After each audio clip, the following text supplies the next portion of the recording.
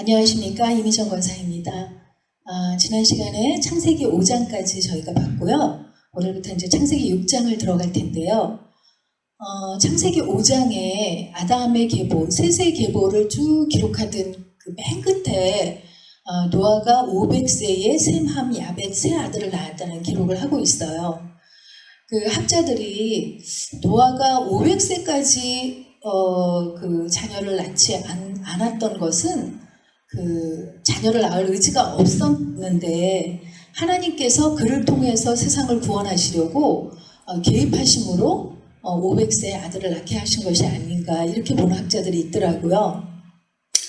그 6장을 시작하면서 하나님께서 세상을 만드시고 인간을 창조하신 다음에 생육하고 번성하라 라고 축복하신 것처럼 굉장히 그 수가 많아진 것을 볼 수 있어요. 우리가 5장 계보에서 봤던 것처럼 뭐 평균 수명이 막 900세, 800세 이렇게 넘게들 막 살았잖아요. 그러면서 물론 그 의술이 발달하지 않았으니까 사망률도 높았고 평균 그랬겠지만 그래도 또 산하 제한을 안 했기 때문에 굉장히 인구가 폭발적으로 늘어난 걸 볼 수 있거든요.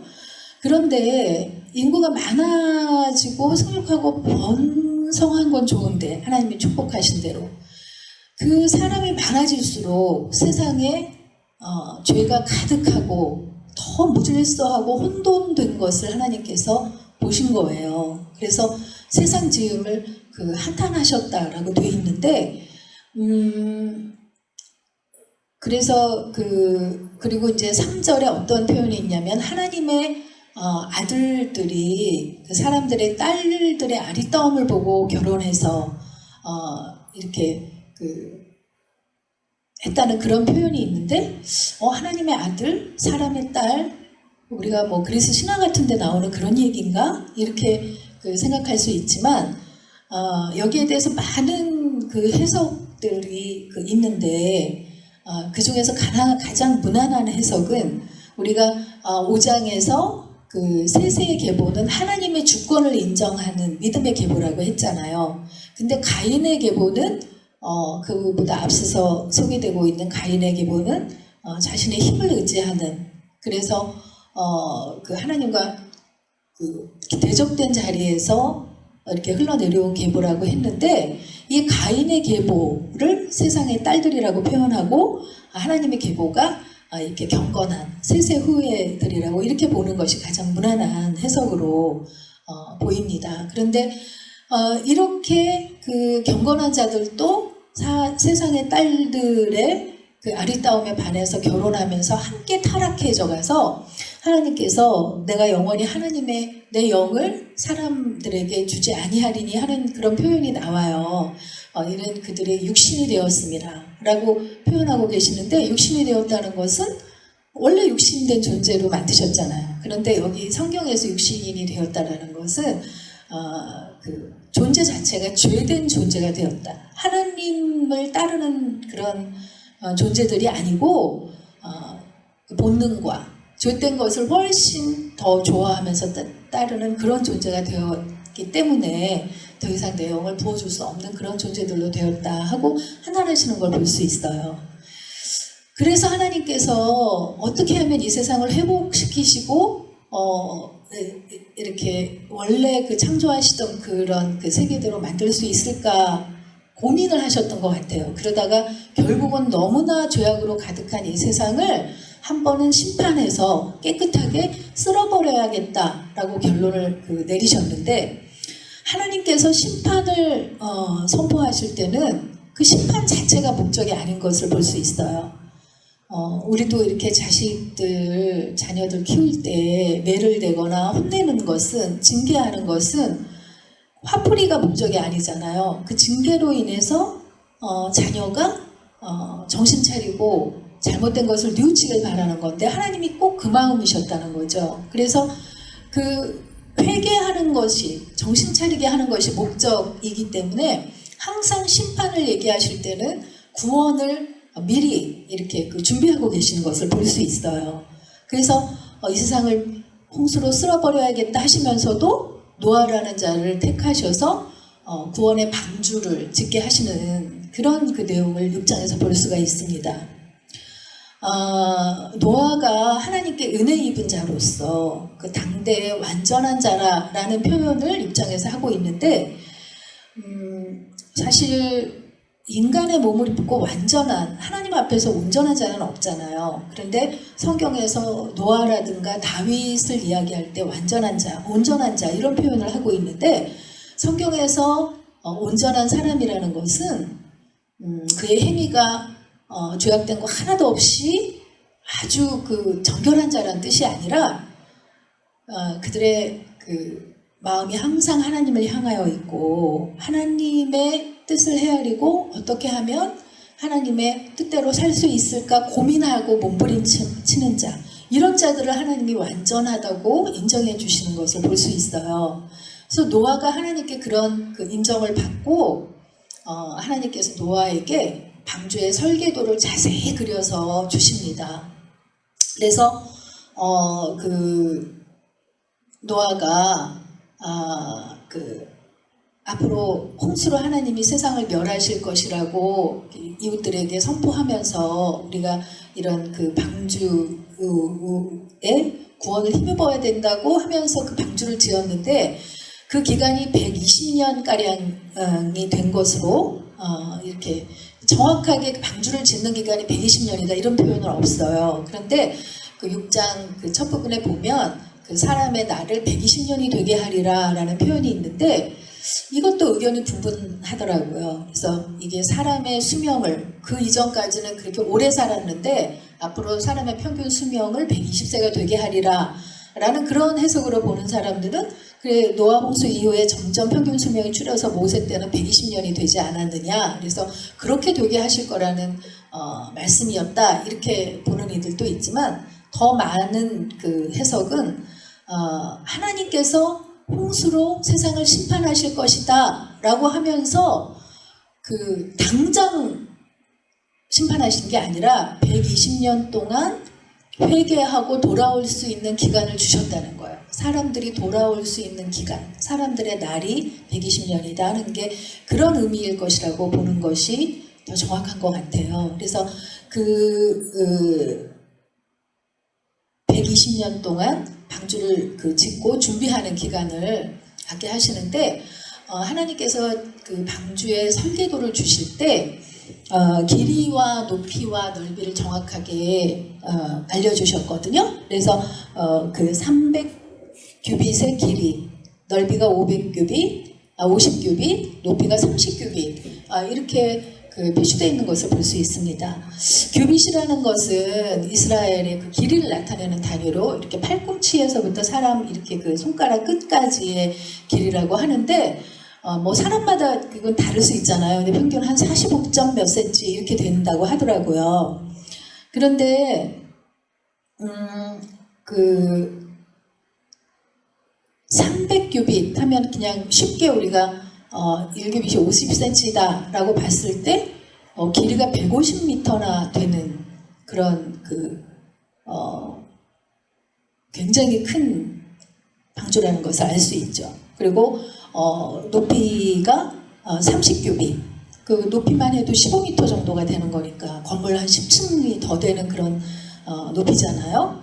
그렇게 높고 그 넓은 그런 이제 큰 방주를 설계하게 하시는데 뭐 그 설계도를 뭐 창문을 어떻게 내고 3층으로 짓고 방을 뭐 이렇게 몇 개 만들고 하는 그런 아주 자세한 그 설계도를 주셔서 노아가 그대로 순종해서 만드는 걸 볼 수 있어요.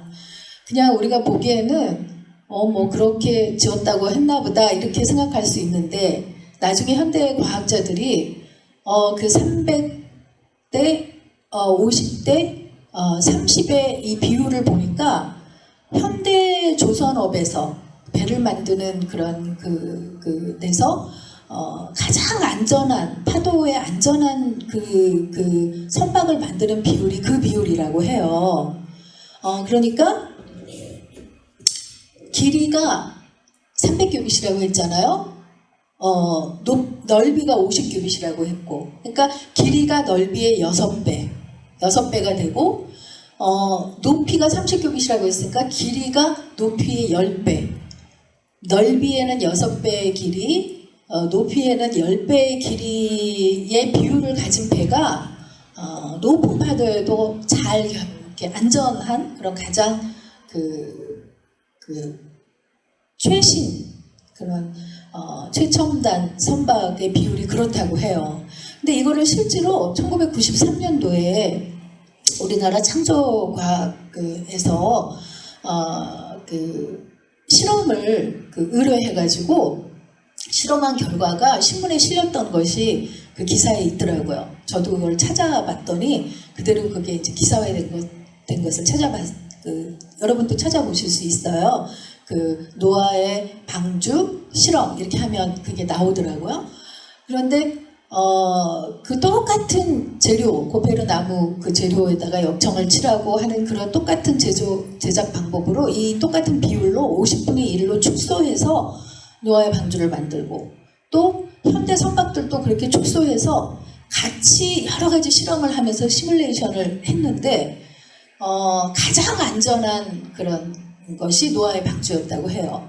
그래서 파도의 높이, 파고 30m까지도 견딘다고 했는데, 우리가 보통 파도가 높다 하는 일기예보가 나올 때 4, 5m면 파도가 굉장히 높은 날씨인데 30m는 여태까지 기상청에 보고된 가장 아주 풍랑이 심한 때의 파도 높이라고 하는데, 거기에도 견딘 게 노아의 방주라고 해요. 그래서 그 실험에 참여했던 성경을 믿지 않았던 과학자들이 이게 그냥 만든 게 아니라 정말로 그 옛날에 기록된 그 성경에 기록된 이것이 현대에도 가장 안전한 비율인 거 보면 하나님이 이거를 이렇게 알려주셔서 만든 것이 맞구나 하고 그 성경을 믿게 됐다는 그런 그 이야기들이 있더라고요.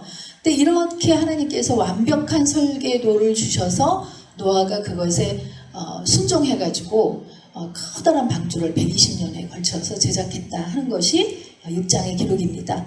6장 함께 읽도록 하겠습니다. 6장. 사람이 땅 위에 번성하기 시작할 때 그들에게서 딸들이 나니 하나님의 아들들이 사람의 딸들의 아름다움을 보고 자기들이 좋아하는 모든 여자를 아내로 삼는지라. 여호와께서 이르시되 나의 영이 영원히 사람과 함께하지 아니하리니 이는 그들이 육신이 됨이라. 그러나 그들의 날은 120년이 되리라 하시니라. 당시의 땅에는 네피림이 있었고 그 후에도 하나님의 아들들이 사람의 딸들에게로 들어와 자식을 낳았으니 그들은 용사라 고대의 명성이 있는 사람들이었더라. 여호와께서 사람의 죄악이 세상에 가득함과 그의 마음으로 생각하는 모든 계획이 항상 악할 뿐임을 보시고 땅 위에 사람 지으셨음을 한탄하사 마음에 근심하시고 이르시되 내가 창조한 사람을 내가 지면에서 쓸어버리되 사람으로부터 가축과 기는 것과 공중의 새까지 그리하리니 이는 내가 그것들을 지었음을 한탄함이니라 하시니라. 그러나 노아는 여호와께 은혜를 입었더라. 이것이 노아의 족본이라. 노아는 의인이요 당대의 완전한 자라. 그는 하나님과 동행하였으며 세 아들을 낳았으니 셈과 함과 야벳이라. 그때 온 땅이 하나님 앞에 부패하여 포악함이 땅에 가득한지라. 하나님이 보신즉 땅이 부패하였으니 이는 땅에서 모든 혈육 있는 자의 행위가 부패함이었더라. 하나님이 노아에게 이르시되 모든 혈육 있는 자의 포악함이 땅에 가득하므로 그 끝날이 내 앞에 이르렀으니 내가 그들을 땅과 함께 멸하리라. 너는 고페르 나무로 너를 위하여 방주를 만들되 그 안에 칸들을 막고 역청을 그 안팎에 칠하라. 내가 만든 방주는 이러하니 그 길이는 300규빗, 너비는 50규빗, 높이는 30규빗이라. 거기에 창을 내되 위에서부터 한 규빗에 내고 그 문은 옆으로 내고 상중하 3층으로 할지니라. 내가 홍수를 땅에 일으켜 무릇 생명의 기운이 있는 모든 육체를 천하에서 멸절하리니 땅에 있는 것들이 다 죽으리라. 그러나 너와는 내가 내 언약을 세우리니 너는 내 아들들과 내 아내와 내 며느리들과 함께 그 방주로 들어가고 혈육 있는 모든 생물을 너는 각기 암수 한 쌍씩 방주로 이끌어들여 너와 함께 생명을 보존하게 하되 새가 그 종류대로 가축이 그 종류대로 땅이 기른 모든 것이 그 종류대로 각기 둘씩 내게로 나아오리니 그 생명을 보존하게 하라. 너는 먹을 모든 양식을 내게로 가져다가 저축하라. 이것이 너와 그들의 먹을 것이 되리라. 노아가 그와 같이 하여 하나님이 자기에게 명하신 대로 다 준행하였더라. 네, 이렇게 노아의 방주를 짓게 하시고 드디어 이제 7장에서 홍수의 심판이 시작된 것을 볼 수 있습니다. 노아가 600세가 되던 해에 하나님께서 홍수 심판을 내리셨다고 되어 있거든요. 그래서 노아의 가족들하고 노아의 가족들이 셈, 함, 야벳 그 세 아들과 며느리들 6명의 노아 부부 해서 8명의 사람들과 그 다음에 정결한 짐승 암수 7쌍 그리고 부정한 짐승 2쌍 이렇게 해서 그 방주로 나아오게 해서 방주로 다 들어가게 하신 것을 볼 수 있어요. 홍수가 시작된 지 되기 7일 전에 일주일 전에 방주로 하나님께서 그 짐승들을 노아가 다 이렇게 드리려고 하면 그 어려운 일이잖아요. 근데 하나님께서 직접 개입하셔서 그 짐승들이 다 방주로 나아오게 하셔서 짐승들을 태우고 노아의 가족 8명만 그 방주에 들어갔다고 했는데 하나님께서 120년의 돌아올 수 있는 기회를 주셨고 노아도 그동안 그렇게 사람들에게 하나님의 그 방주의 그 심판 이야기를 해도 믿지 아니하고 조롱하고 결국은 노아 식구 8명만 그 방주에 들어간 것을 알 수 있어요. 그 노아의 할아버지가 아담의 계보 이렇게 보면 무두셀라거든요. 무두셀라는 969세를 산 성경에 기록된 인물 중에서 가장 오래 산 인물로 기록이 되고 있어요. 그러니까 무두셀라가 라멕, 노아의 아버지를 낳고 라멕이 노아를 낳고 이렇게 됐는데 그 기록을 가만히 보면 무두셀라가 369세 때 그 아들 라멕이 노아를 낳아요. 그래서 노아가 600세 때 그 홍수가 났다고 했으니까 무두셀라가 노아가 600세 때면 969세잖아요. 할아버지가 969세 때 돌아가셨다는 거는 그때까지도 살아있다가 이 홍수 때 할아버지도 노아의 그 이야기를 듣지 않고 심판을 당했다는 것을 홍수 때 죽었다는 것을 알 수 있어요. 그래서 모든 노아의 다른 친척들을 비롯한 많은 사람들이 그 구원의 방주에 합류하지 못하고 일주일 동안 홍수가 시작되기 일주일 전에 하나님께서 방주에 다 타게 하셨다고 했는데 사실은 그 일주일은 마지막으로 사람들이 합류할 수 있는 마지막 회개할 수 있는 그런 기회였잖아요. 그런데도 세상 사람들이 조롱하고 봐라 너네 방주에 들어가고 그랬는데 무슨 홍수가 나 이렇게 날만 좋은데 이러고 조롱했었을 거라는 거죠.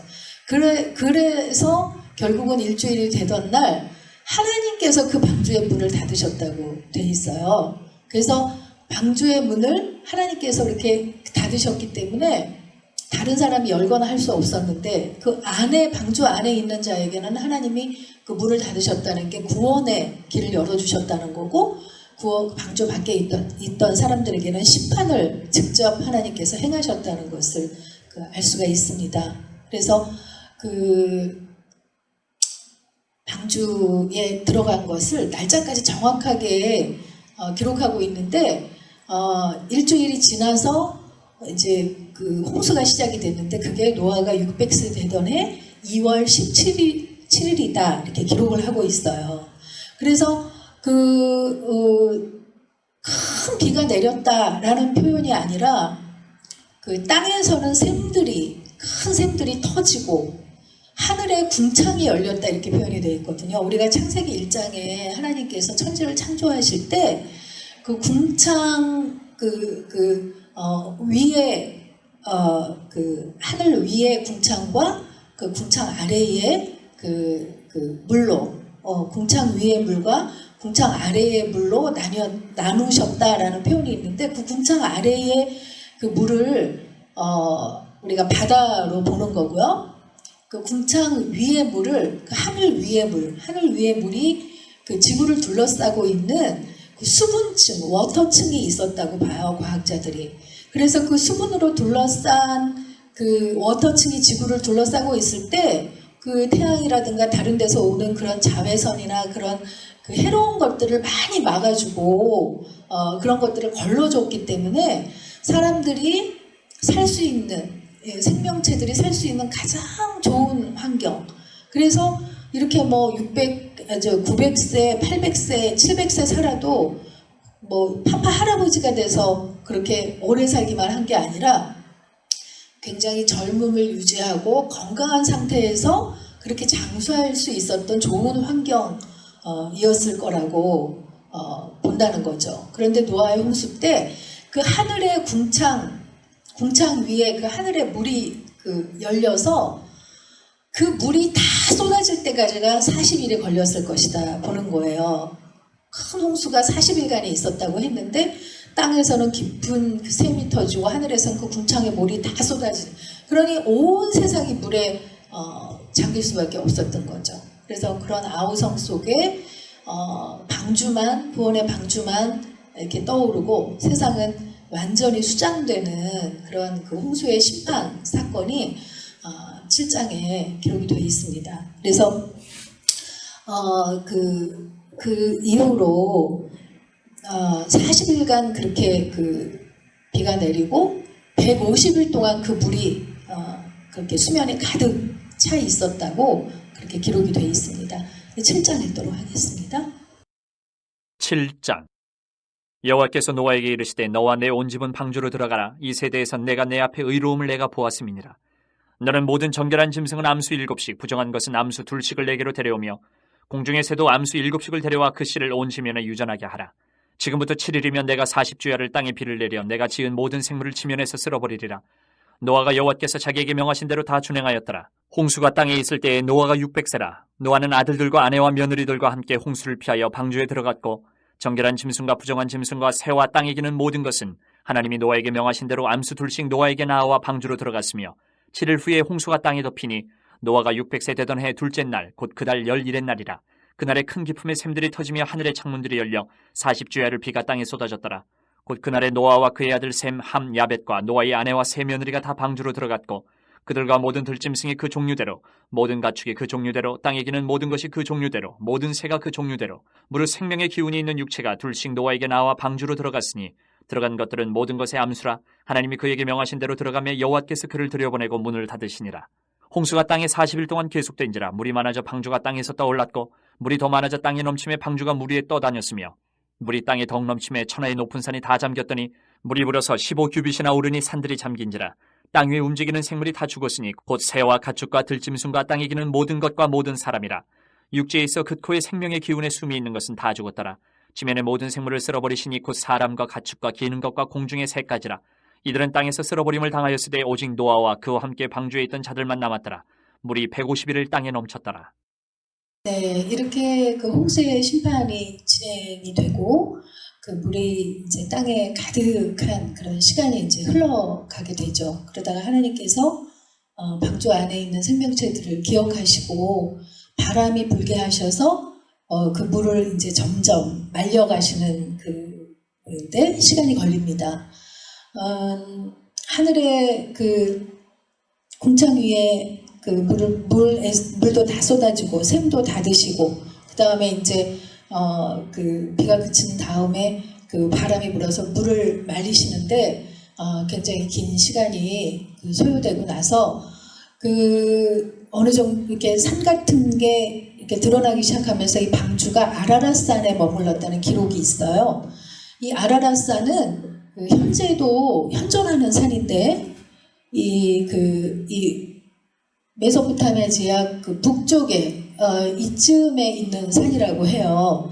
근데 이 산이 5,000m가 넘는, 그러니까 우리나라에서 제일 높은 산이 백두산인데 백두산의 2배가 넘는 그런 산이라고 하거든요.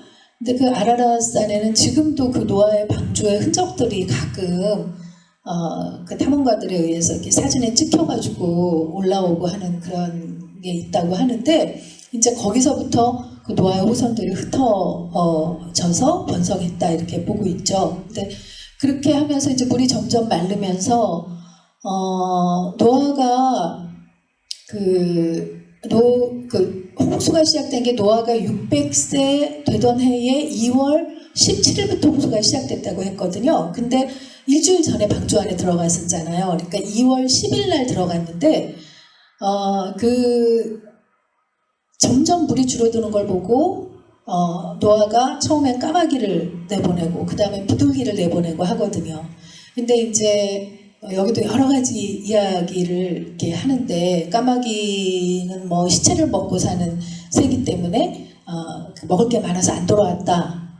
그리고 비둘기는 그 정결한 새이기 때문에 뭐 감람나무 가지를 가지고 물고 돌아왔다 이렇게 얘기하지만 그것보다는 이런 해석이 더 맞는 것 같아요. 까마귀는 저 높은 지역, 높은 곳에 둥지를 틀고 사는 새이기 때문에 물이 이제 어느 정도 드러났기 때문에 집을 짓고 살 수 있어서 안 돌아왔고, 비둘기는 좀 더 낮은 쪽에 우리가 까마귀보다는 비둘기가 훨씬 이렇게 우리 그 근처에 많이 보이잖아요. 낮은 곳에 서식하는 새이기 때문에 감람나무 가지를 물고 돌아왔다가 두 번째 내보냈을 때는 안 돌아왔다는 걸 알 수 있어요. 그래서 노아가 이제 그 물이 마르고 묻이 드러났구나 하는 걸 알았지만 하나님이 명령하시기 전에 문 열고 나가지 않았죠. 근데 노아가 601세 되던 해에 2월 27일에 그 하나님께서 나가라 하셔서 그 방주 밖으로 나오게 돼요. 그러니까 홍수가 시작하고 그 2월 10일 그 일주일 전에 들어갔으니까 2월 10일 날 들어갔다고 했는데 601세 되는 2월 27일에 나왔으니까 1년하고도 17일 동안 방주 안에 있었던 거죠. 그 긴 기간 동안 방주 안에 그 답답한 곳에 있다가 그 넓은 대지로 그 나왔을 때 우리 같으면 막 달려보기도 하고 또 깨끗한 물로 샤워부터 먼저 하고 싶고 뭐 이런 게 있었을 텐데 노아가 제일 먼저 했던 행동은 그 정결한 짐승 중에서 제물을 잡아서 하나님 앞에 번제로 제사를 드렸다는 거예요. 그래서 하나님께서 그 제사를 받으시고 그 제물의 향기를 맡으시고 다시는 물로 세상을 심판하지 않겠다 하고 하시는 것이 그 8장의 내용입니다. 8장 함께 읽도록 하겠습니다. 8장. 하나님이 노아와 그와 함께 방주에 있는 모든 들짐승과 가축을 기억하사 하나님이 바람을 땅 위에 불게 하심에 물이 줄어들었고 기쁨의 샘과 하늘의 창문이 닫히고 하늘에서 비가 그치매 물이 땅에서 물러가고 점점 물러가서 150일 후에 줄어들고 일곱째 달 곧 그 달 11의 날에 방주가 아라랏 산에 머물렀으며 물이 점점 줄어들어 열째 달 곧 그 달 초 하룻날에 산들의 봉우리가 보였더라. 40일을 지나서 노아가 그 방주에 낸 창문을 열고 까마귀를 내놓음에 까마귀가 물이 땅에서 마르기까지 날아 왕래하였더라. 그가 또 비둘기를 내놓아 지면에서 물이 줄어들었는지를 알고자 하매 온 지면에 물이 있으므로 비둘기가 발붙일 곳을 찾지 못하고 방주로 돌아와 그에게로 오는지라. 그가 손을 내밀어 방주 안 자기에게로 받아들이고 또 7일을 기다려 다시 비둘기를 방주에서 내놓음에 저녁 때에 비둘기가 그에게로 돌아왔는데 그 입에 감람나무 새 잎사귀가 있는지라. 이에 노아가 땅에 물이 줄어든 줄을 알았으며 또 7일을 기다려 비둘기를 내놓음에 다시는 그에게로 돌아오지 아니하였더라. 601년 첫째 달 곧 그 달 초 하룻날에 땅 위에서 물이 거친지라. 노아가 방주 뚜껑을 제치고 본즉 지면에서 물이 거쳤더니 둘째 달 21의 날에 땅이 말랐더라. 하나님이 노아에게 말씀하여 이르시되 너는 내 아내와 내 아들들과 내 며느리들과 함께 방주에서 나오고 너와 함께한 모든 혈육 있는 생물 곧 새와 가축과 땅에 기는 모든 것을 다 이끌어내라. 이것들이 땅에서 생육하고 땅에서 번성하리라 하시매 노아가 그 아들들과 그의 아내와 그 며느리들과 함께 나왔고 땅 위의 동물 곧 모든 짐승과 모든 기는 것과 모든 새도 그 종류대로 방주에서 나왔더라. 노아가 여호와께 제단을 쌓고 모든 정결한 짐승과 모든 정결한 새 중에서 제물을 취하여 번제로 제단에 드렸더니 여호와께서 그 향기를 받으시고 그 중심에 이르시되 내가 다시는 사람으로 말미암아 땅을 저주하지 아니하리니 이는 사람의 마음이 계획하는 바가 어려서부터 악함이라. 내가 전에 행한 것 같이 모든 생물을 다시 멸하지 아니하리니 땅이 있을 동안에는 심음과 거둠과 추위와 더위와 여름과 겨울과 낮과 밤이 쉬지 아니하리라. 네, 이렇게 그 8장에서 그 이제 방주 밖으로 나온 그 노아의 가족은 이제 인류에 존재하는 유일한 사람들이 됐는데 그때 이제 8명이었죠. 근데 그 하나님이 그 8명에게 처음에 인간을 만드시고 축복하셨던 것처럼 생육하고 번성하라라고 축복해 주세요. 그리고 그들에게 동물들, 짐승들과 공중의 새와 바다의 물고기들을 먹이로 주시는 걸 볼 수 있습니다. 사실 그 창세기 1장에서 그 사람들에게 그 세상을 다 창조하시고서 심에 있는 채소와 심했는 열매를 가진 나무들을 먹이로 주셨거든요. 그러니까 그동안은 그 동물을 먹이로 허락하시지 않았는데 그 방주에서 1년이 넘는 그 기간을 어떻게 채소들을 그 저장해가지고 오늘날처럼 뭐 냉장고가 있는 것도 아니고 그것도 그 긴 기간 동안 먹을 거를 그렇게 저장하기가 어렵잖아요. 그러니까 그 짐승들을 정결한 짐승들을 7쌍을 들어오게 한 것은 그거를 먹이를 삼기 위함이었을 거라고 보는데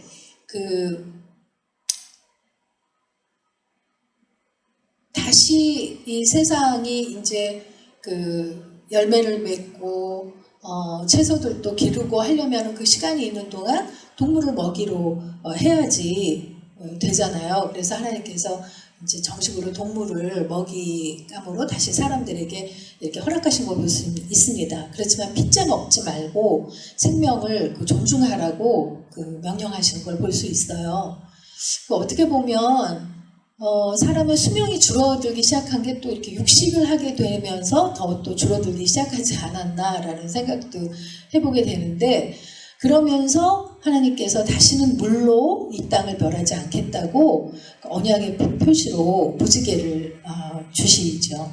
이렇게 해서 홍수의 심판이 일단락되고 이제 노아와 그의 그 자손들이 그 수를 불려가게 되는데 노아가 처음엔 이렇게 경건한 자였지만 농사를 지으면서 포도 농사를 짓고 포도주를 만들어서 술을 마시게 되면서 그가 이렇게 술에 취해서 벌거벗고 자는 그런 또 부끄러운 행동을 하게 됐는데 그의 아들인 함이 그것을 보고 형제들한테 말했죠. 그리고 셈과 야벳은 아버지의 수치를 이렇게 보지 않고 가려서 덮어준 것을 보고 노아가 가나안을 저주하는 함의 후손 중에서는 가나안이 대표자거든요. 그래서 가나안을 형제들의 종이 될 것이라고 저주하는 그런 메시지를 볼 수 있고 셈은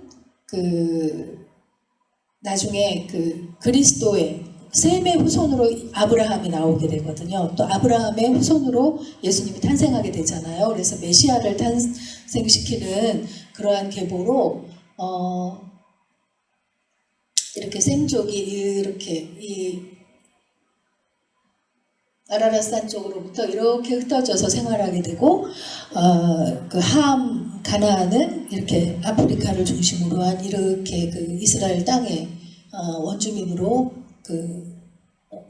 번성하게 되고 야벳은 이렇게 유럽을 비롯한 이쪽을 이렇게 번성하게 되는 것을 볼 수 있습니다. 그래서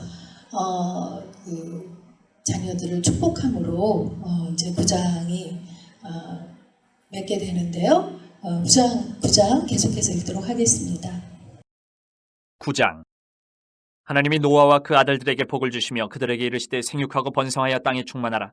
땅의 모든 짐승과 공중의 모든 새와 땅에 기는 모든 것과 바다의 모든 물고기가 너희를 두려워하며 너희를 무서워하리니 이것들은 너희의 손에 붙였음이니라. 모든 산동물은 너희의 먹을 것이 될지라 채소같이 내가 이것을 다 너희에게 주노라. 그러나 고기를 그 생명되는 핏째 먹지 말 것이니라. 내가 반드시 너희의 피 곧 너희의 생명의 피를 찾으리니 짐승이면 그 짐승에게서 사람이나 사람의 형제면 그에게서 그의 생명을 찾으리라.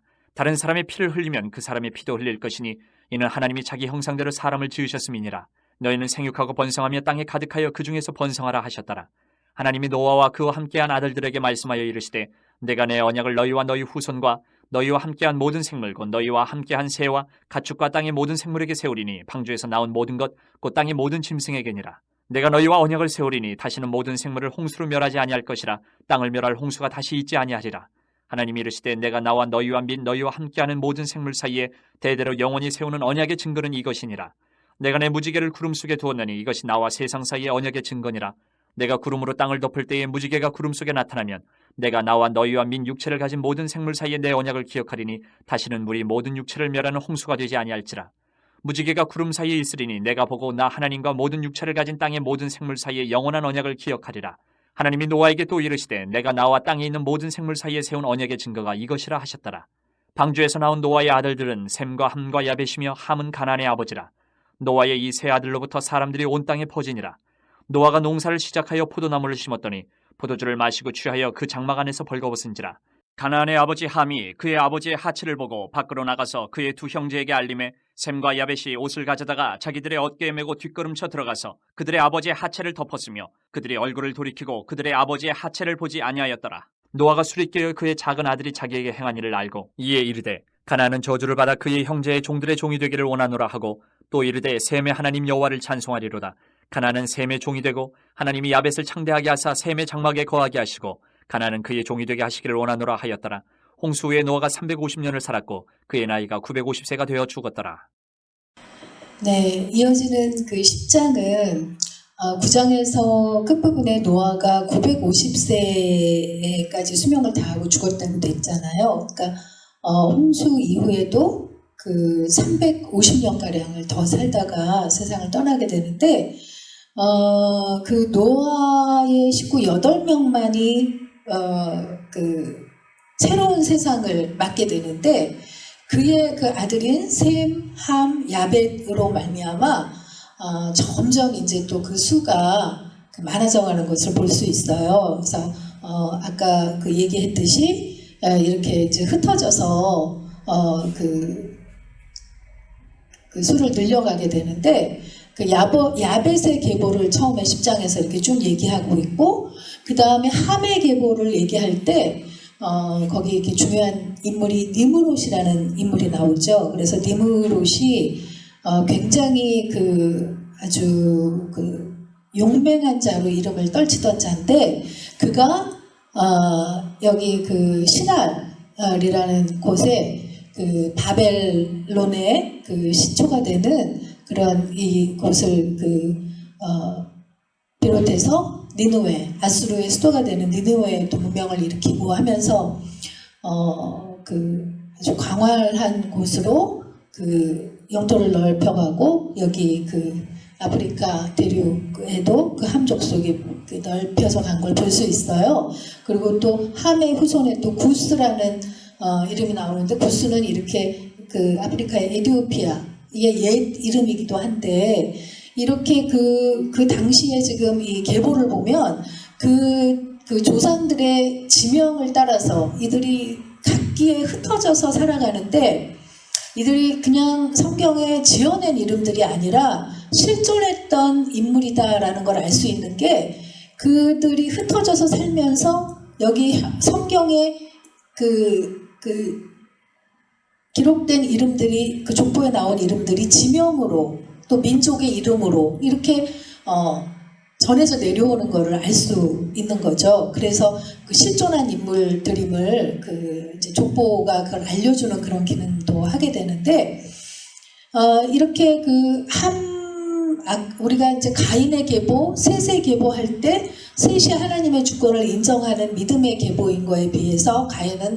자신의 힘을 의지하는 계보다 했는데 노아의 후손 중에서도 함의 계보는 가인의 계보 같은 그렇게 자신의 힘을 의지하는 계보로 이렇게 문명을 발전시키면서 이렇게 퍼져갔고 셈은 그 야벳은 이제 이렇게 그 유럽 쪽으로 이렇게 펼쳐갔고 그 야벳이 14 그 족속을 일으키고 그 함이 30족속을 일으키고 그 셈이 26족속을 일으켜서 전부 70족속을 일으킨 것이 10장에 기록이 되어 있어요. 그래서 70이라는 숫자가 의미하는 것은 그 모든 나라를 의미한다 그래요. 그래서 나중에 예수님께서 그 70인 전도대를 이렇게 파견하시잖아요. 그것이 모든 족속에게 복음을 전하라는 그런 의미를 또 뜻하는 거라고 해요. 그래서 70의 족속들이 노아의 후손을 통해서 이렇게 퍼져나가는 것을 10장에서 기록을 하고 있습니다. 그래서 셈이 이렇게 그 척박한 지역에 이렇게 그 자리 잡고 살게 되지만 그렇기 때문에 더욱 하나님을 의지하는 그런 믿음의 계보로 이어지면서 그 셈의 계보에도 여러 인물들이 있지만 여기도 이렇게 지명으로 되어 있는 아르박삿이 그 아브라함의 그 조상이거든요. 거기에서 이제 그 믿음의 계보가 나오게 되는데 그 계보에서 이렇게 또 흘러내려오는 것을 알 수 있습니다. 그래서 10장의 그 노아의 그 자손들의 계보를 계속해서 읽어가도록 하겠습니다. 10장. 노아의 아들 셈과 함과 야벳의 족보는 이러하니라. 홍수 후에 그들이 아들들을 낳았으니 야벳의 아들은 고멜과 마곡과 마대와 야완과 두발과 메색과 디라스요. 고멜의 아들은 아스그나스와 리밧과 도갈마요. 야완의 아들은 엘리사와 달시스와 기띔과 도다님이라. 이들로부터 여러 나라 백성으로 나뉘어서 각기 언어와 종족과 나라대로 바닷가의 땅에 머물렀더라. 함의 아들은 구스와 미스라임과 붓과 가나안이요. 구스의 아들은 스바와 하윌라와 삽다와 라마와 삽드가요. 라마의 아들은 스바와 드단이며 구스가 또 니무롯을 낳았으니 그는 세상의 첫 용사라. 그가 여호와 앞에서 용감한 사냥꾼이 되었으므로 속담에 이르기를 아문은 여호와 앞에 니무롯같이 용감한 사냥꾼이로다 하더라. 그의 나라는 시날 땅의 바벨과 에렉과 악각과 갈레에서 시작되었으며 그가 그 땅에서 아수르로 나아가 니느웨와 르호보딜과 갈라와 및 니느웨와 갈라 사이에 레센을 건설하였으니 이는 큰 성읍이라. 미스라임은 루딤과 아나밈과 르하빔과 랍두힘과 바드루심과 가슬루힘과 갑도림을 낳았더라. 가슬루힘에게서 블레셋이 나왔더라. 가나안은 장차 시돈과 헷을 낳고 또 여부스 족속과 아모리 족속과 기르가스 족속과 히위 족속과 알가 족속과 신 족속과 아루와 족속과 스말 족속과 하마 족속을 낳았더니 이후로 가나안 자손의 족속이 흩어져 나아갔더라. 가나안의 경계는 시돈에서부터 그라를 지나 가사까지와 소돔과 고모라와 아드마와 스보임을 지나 라사까지였더라. 이들은 함의 자손이라 각기 족속과 언어와 지방과 나라대로였더라. 셈은 에벨 온 자손의 조상이요 야벳의 형이라. 그에게도 자녀가 출생하였으니 셈의 아들은 엘람과 아스루와 아르박삭과 룻과 아람이요. 아람의 아들은 우스와 훌과 게델과 마스며 아르박삿은 셀라를 낳고 셀랄은 에벨을 낳았으며 에벨은 두 아들을 낳고 하나의 이름을 벨렉이라 하였으니 그때의 세상이 나뉘었으며 벨렉의 아우의 이름은 욕단이며 욕단은 알모닷과 셀렙과 하살마익과 예라와 하도람과 우살과 디글라와 오발과 아비마엘과 스바와 오빌과 하윌라와 요밥을 낳았으니 이들은 다 욕단의 아들이며 그들이 거주하는 곳은 메사에서부터 스발로 가는 길의 동쪽 산이었더라. 이들은 셈의 자손이니 그 족속과 언어와 지방과 나라대로였더라. 이들은 그 백성들의 족보에 따르면 노아 자손의 족속들이요 홍수 후에 이들에게서 그 땅의 백성들이 나뉘었더라. 네, 이어지는 11장은 그 유명한 바벨탑 사건이 기록된 장입니다. 10장에서 이렇게 계보를 쭉 설명할 때 셈의 계보 중에서 아르박삿의 그 증손쯤에서 벨렉이라는 인물이 나오는데 벨렉 때 세상이 나뉘었다라는 기록이 있어요. 그러니까 그 족보를 쭉 설명할 때 이미 바벨탑 사건 이후에 그 족보까지 기록을 한 다음에 이제 11장에 바벨탑 사건을 기록한 것을 볼 수 있습니다. 그 바벨탑 사건은 그 니므롯의 후예, 함의 자손인 니므롯의 후예들이 여기 시날 평지에서 여기 위에 지금 바벨이라고 있잖아요. 우리가 흩어짐을 면하고 우리의 이름을 크게 하자 하면서 그 하늘에까지 닿는 높은 탑을 그 쌓겠다 하는 그것이 하나님 보시기에 하나님께 정면으로 그 대적하고 그들의 힘으로 언제 해보겠다는 쉽게 말하면 바벨탑을 우상 같은 그런 존재로 이렇게 건설하는 것을 보시고 하나님께서 그것을 직접 이렇게 허무시면서 그 11장의 처음에 보면 그들의 언어가 하나요 말이 하나이니 라는 표현이 나오는데 언어나 말이나 똑같은데 이걸 반복하고 있나 이렇게 얘기할 수 있는데 언어는 좀 기능적인 그 면으로 표현한 거고 말은 그 말을 함으로써 어떤 행동을 일으키는 힘을 가진 것. 그러니까 하나님의 말씀이르지 하나님의 언어라고 안 하잖아요.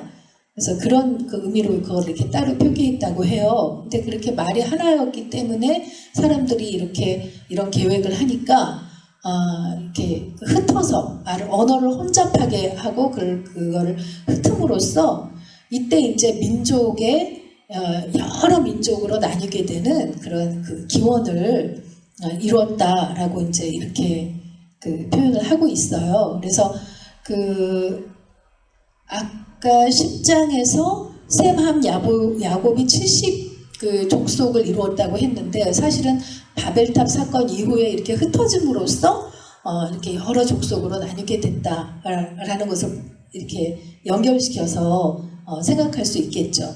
그래서 바벨탑 사건을 기록한 다음에 그 셈의 계보를 다시 기록하고 있어요. 아까는 그 야벳과 함과 셈의 그 계보를 10장에서 기록할 때 누가 누구를 낳고 이렇게 기록했지만 우리가 마치 그 가인의 계보를 기록할 때 그렇게 기록한 다음에 셋의 계보를 기록할 때 그 셋은 몇 살에 장자 누구를 낳고 몇 년을 더 살았고 하면서 자세하게 그렇게 기록했잖아요. 근데 여기서도 마찬가지로 이 그 아르박삿 그 아브라함의 조상인 아르박삿의 계보를 그렇게 구속사의 족보의 형식으로 몇 세에 장남을 낳고 몇 년을 더 살다 죽었다라 하나님께 자세하게 그걸 기록하고 있는데 이거를 그 처음에 그 아담의 계보나 이런 거랑 비교를 해보면 이제 수명이 확실히 점점 줄어들고 있는 걸 볼 수 있어요. 그런데 노아의 홍수 이후에 그 사람들은 노아의 홍수 이전에 이미 오래 살았던 사람들이기 때문에 그들의 자녀나 손자보다도 훨씬 더 장수했고 자녀나 그 손자들은 점점 그 수명이 줄어들기 때문에 아버지보다 먼저 앞서간 그 자녀들이 훨씬 많은 거를 볼 수 있죠. 그래서 그런 그 셋의 계보를 쭉 기록하다가 드디어 이제 11장 맨 끝에 아브라함의 이름이 나오죠.